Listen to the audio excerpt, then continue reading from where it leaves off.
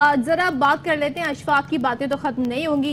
मैं आपको बताती हूँ, जब भी हम पुलिस का जिक्र करते हैं तो आपको क्या ख्याल आता है? चोर, डाकू, पकड़ धकड़, वारदात? नहीं, अब चूंकि मेहमान हमारे साथ मौजूद हैं तो हमें एहसास तहफ़्फ़ुज़ आता है। एहसास तहफ़्फ़ुज़, जो भी हमने बुराइयां करनी है इनके जाने के बाद करेंगे।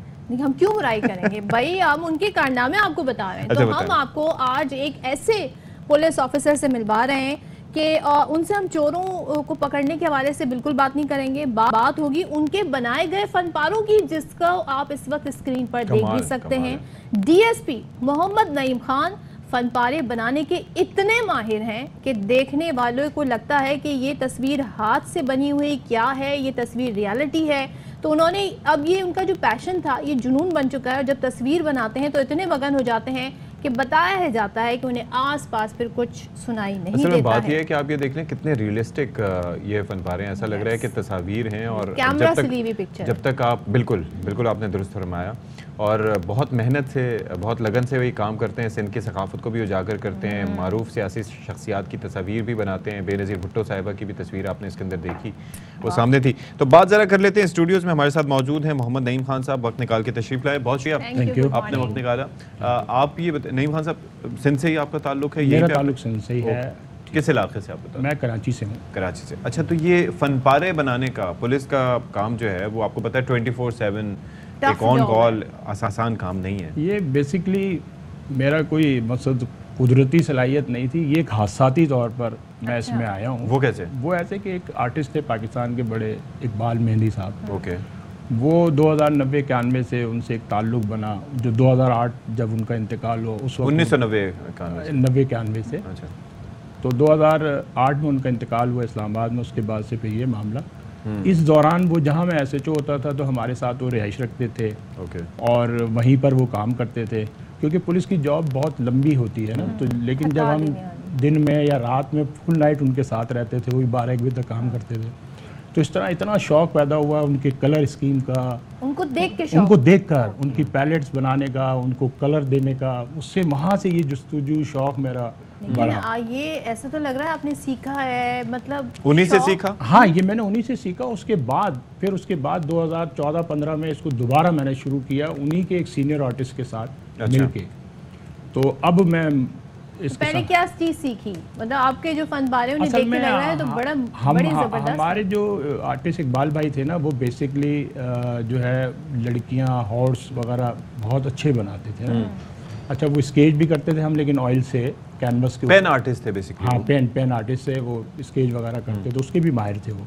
लेकिन हम चूँकि वो कलर स्कीम और कलर पे आ गए, कैनवस पे ऑयल के ज़रिए, तो वो हम उसको जो है ना वो ड्राइंग करते थे। ड्राइंग के बाद उसको फर्स्ट स्टेज करते थे, उसमें वो और लाइट कलर इस्तेमाल करते थे। फिर उसके बाद उसकी जो तस्वीर हमारी रेफरेंस होती है उसको हम देख कर। So what was your first painting?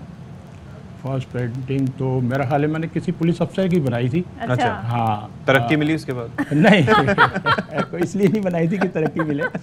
वो असल में चूँकि पुलिस पोर्ट्रेट में जो है ना, किसी फौजी ऑफिसर की या पुलिस ऑफिसर की बनाने में थोड़ा मुश्किलात होती है, क्योंकि उनके रैंक्स होते हैं। हाँ, और उनकी ख्याल वगैरह होते हैं। ख्याल नहीं, वो उनको उसको देखना पड़ता है, उसको शिफ्ट करना पड़ता है उसमें। अच्छा, हमारे पास जितना अच्छा रेफरेंस होगा तो हम उतना ही अच्छा जो है ना कैनवस पे शिफ्ट करने में आसानी हो जाएगी। आप जिस तरह से आपने बात की इकबाल मेहंदी साहब की, वो तो खैर खुद सीखे हुए थे, उन्होंने अपना ये फ़न खुद सीखा था।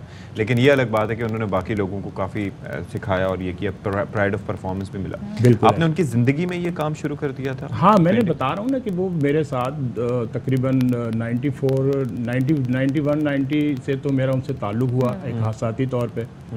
फिर वो जो 92, 94, 5 से फिर हमने ये थोड़ा ग्रेजुअली जैसे है ना कलर स्कीम वो मुझे बताते थे। फिर हम कभी गैर मौजूदगी में कुछ ख़राब भी कर देते थे, तो उसको उन्होंने जो है फिर इस तरह शौक़ पैदा हुआ। तो फिर उन्होंने कुछ लेकिन बहुत पेशेंस वाला काम, बहुत पेशेंस वाला काम है, बहुत तवज्जो वाला काम है।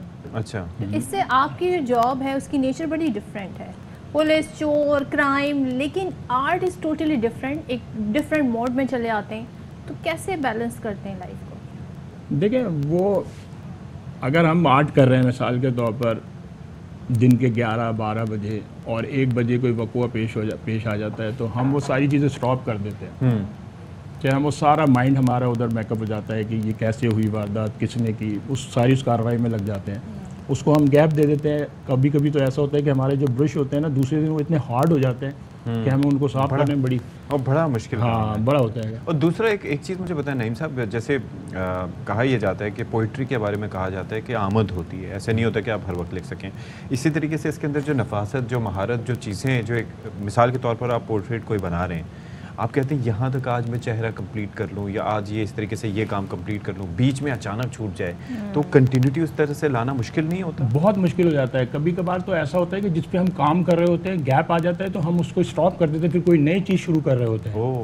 फिर उसके बाद उसका हमें फिजिकली उसको उसके रेफरेंस को और उसको देख कर कि हमने ये कहाँ रोका था, इसको कहाँ से इसके चेहरे को करना है, बैकग्राउंड को करना है, इसके कपड़ों को करना है, वहाँ से फिर हम इसको और दूसरी एक और चीज़ है कि I am sure you must have plenty of training. गोली चलाना, पिस्तौल थामना, उसके लिए भी स्टेबल हाथ का होना ज़रूरी है, ठीक है, लेकिन पेंट ब्रश पकड़ना और उसके लिए भी पेंट करना, इसके लिए भी बड़ी स्टेबिलिटी चाहिए होती है, मुस्तकिल मिजाजी। कोई प्रैक्टिस वगैरह इसके लिए एक्स्ट्रा करते रहते हैं? मैं बता रहा हूँ ना कि आपको कि मैं तकरीबन ये 2014 से मैंने दोबारा शुरू किया ना, कुछ काम तो इकबाल भाई की मौजूदगी में किया, लेकिन इसको जो प्रमोट मैंने किया अभी ये 5-6 7 साल से। अच्छा, तो आप कितनी अब तक बना चुके हैं? मैं तकरीबन 300-350 करीब छोटी बड़ी साइज मिला के बना चुका हूं। कोई इरादा है या अभी तक आपने किसी इंटरनेशनल नुमाइश में? नहीं, असल में मैं चूँकि ये इतना इन्वॉल्व नहीं था, लेकिन अब चूँकि मेरा पुलिस का सफ़र ख़त्म होने वाला है ना, और मैं इसमें इतना अपने आप को समझता हूँ कि काम करना मैंने शुरू कर दिया है, तो अब मैं इसको ज़रा प्रमोट कर रहा हूँ। चलें, ज़बरदस्त, बेस्ट ऑफ लक।